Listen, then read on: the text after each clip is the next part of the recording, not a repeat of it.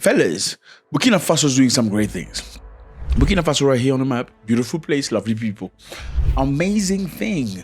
For the very first time, they've achieved a total knee replacement surgery in Burkina Faso. Piga my coffee on that one. You gotta piga my coffee. I know it doesn't sound big for you when they say knee replacement. Okay, I hear that a lot in my country. They do it every time. Well, that's great. We're very happy for you that your country does that all the time. This is Burkina Faso. This is right here in Africa. The country is very, very hot, extremely hot, with so much difficulties. And trust me, a full knee replacement by Burkinabe people, Africans, from A to Z. It's a tremendous achievement. Congratulations. Now, the Center of University Yalgado Ouedraogo in Burkina Faso has achieved a milestone by successfully performing a country's first total knee replacement surgery. Congratulations. Congratulations. I mean, before you say your country can do it, you need to ask yourself, what has your country gone through to be able to achieve this? How many foreign nationals have been involved in achieving at least the very first knee surgeries that you've had? How many foreign nationals and African people have participated in your country into achieving the first knee surgery replacement before your people had been able to do so? So before you look at other people and go like they're so far behind, you need to clap their hand because they have achieved it. Congratulations.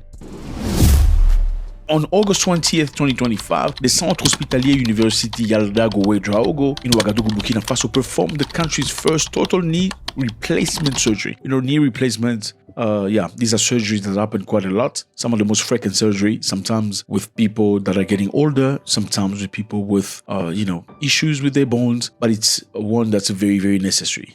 Why? Because a lot of Africans, unfortunately, have to either travel to India, if not Turkey, sometimes South Africa. It's not cheap, okay? It's not cheap at all. In South Africa, you need the money because you're not insured. In India, you need the cash. And beside the cash, India is not the most African-friendliest country in the world. Sorry, that's the reality of it.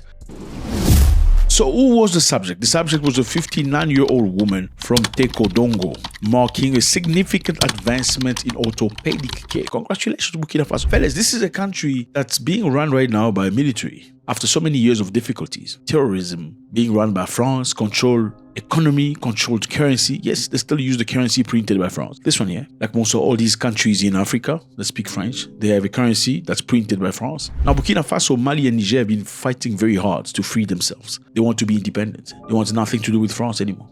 The truth is, since independence, France is still very involved in the economies and the politics of these countries. And these guys have said, no, let's continue our story. The patient suffered from chronic arthritis due to a prior trauma.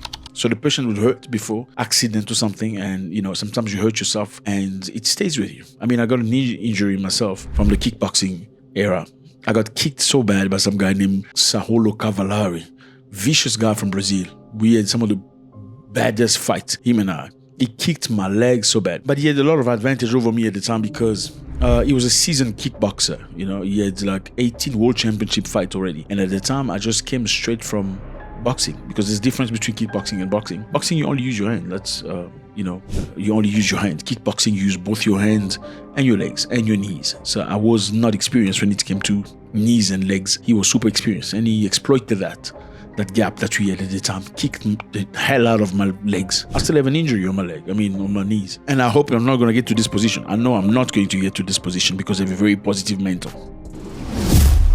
So the procedure was led by a professor named Mamadou Sawadogo. Mamadou Sawadogo is a Burkinabe. Congratulations, Africa has got its own ability. Okay, no need to go borrow somebody from some other places to come and do the job. And this professor was accompanied by a team of surgeons aimed to relieve pain and restore mobility. So this lady that's 58 years old was really suffering. She was in pain. So her brothers, and that's like you say in Africa, brothers, people from her country, doctors and scientists came together to alleviate the pain by conducting a surgery, removing the knee, replacing with another knee, which is a fake knee, but it works. With that, giving her mobility, the ability to walk and act and have a normal life and have less pain. The surgery was performed on August 20th. So that's a couple of days ago, brothers, by a team including Dr. Christian Darga, Dr. Suleiman Sawadogo, Dr. Idrissa Ouedraogo. You see, in Burkina Faso, you find a lot of Sawadogos, Ouedraogo, Traore, a lot of it. This team was with the support from an instrument specialist provided by the Prosthesis supplier that was present. So why do you need a presence of this guy? This is an external person. You must remember the supplier-specific tools like prosthesis manufacturer like Zimmer, Biomet, or Stryker provide proprietary instruments. These are very much designed by their own manner. So like a Mercedes-Benz cannot go support a brake with a BMW. You know what I mean? A Mercedes-Benz engineer knows Mercedes-Benz. So if you have Mercedes-Benz trucks that you had bought from us, we're going to send you an engineer from Mercedes-Benz who understands how it functions in order for you to do the replacement of the instrument you need to replace, subtracting the majority of errors. Well, another engineer from BMW or Audi or whatever, Toyota, can perhaps do the job, but he will not have the know about the ins and outs of a Mercedes-Benz. You understand what I'm trying to say? The specialist, typically a trained technician from a supplier, guides the surgical team on assembling and using these instruments, ensuring compatibility with the prosthesis, minimizing intraoperative error. So his goal is to reduce errors. Well, the success, you're probably asking yourself, why are we celebrating this? What's the success about? The success was attributed to improved technical facilities. So Ibrahim Traore has improved the facilities. He has brought instruments. They've brought first-class advanced medical equipment and skilled teams, thus enabling them to do magic. So basically, you got a brand new president who's 37 years old, bought new instruments for medical institutions, brought first-hand, top-class equipment for the people. That can only be a great opportunity for these scientists to actually apply the science that they have.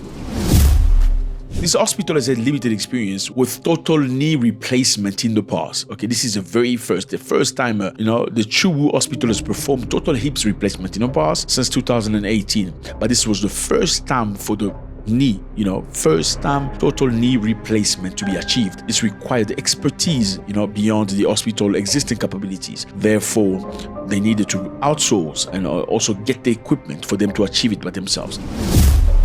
This is the learning curve, fellas. Total knee replacement is technically demanding, with a steep learning curve for surgeons unfamiliar with the procedure. So, Ibrahim Traore, his idea was very simple. When he went to Russia, he had a discussion with Putin saying, I need you to send people in my country so they can teach my people. So the goal is not for him to enrich himself. This man's goal is to enrich the country by providing the tools that the country needs to move forward. Ibrahim Traore recently came up with a law, at least his government. When people breach the laws and the rules of the road, instead of going to prison or paying fines, what they're going to do is they're going to send them in the street to clean the street. You violate a red light, you're not going to pay a fine. You're going to go in the street and clean the gutter, remove the trash, put it on your bag, and they're going to send you to another area. If you make a mistake to throw rubbish in front of your gate, like most African people do, unfortunately, I must tell you the truth, you hate it. I don't give a continental. You just need to check. This is Kenya. This is Zambia. This is DRC. This is South Africa. This is Nigeria. So don't tell me Africans don't do that. I'm sorry, okay? I gotta tell you the truth. I don't care how you feel. This is not about your feeling. Ibrahim Traore said, if in Burkina Faso you throw your trash in front of the gate because you expect government to come and clean for you, as if government has to clean your teeth or your backside. Number one, you're going to clean your front yard. Then they're going to send you to somebody else's neighborhood to go clean. Because he understands you cannot speak about development in Africa if you don't talk about behavior. The country is moving forward.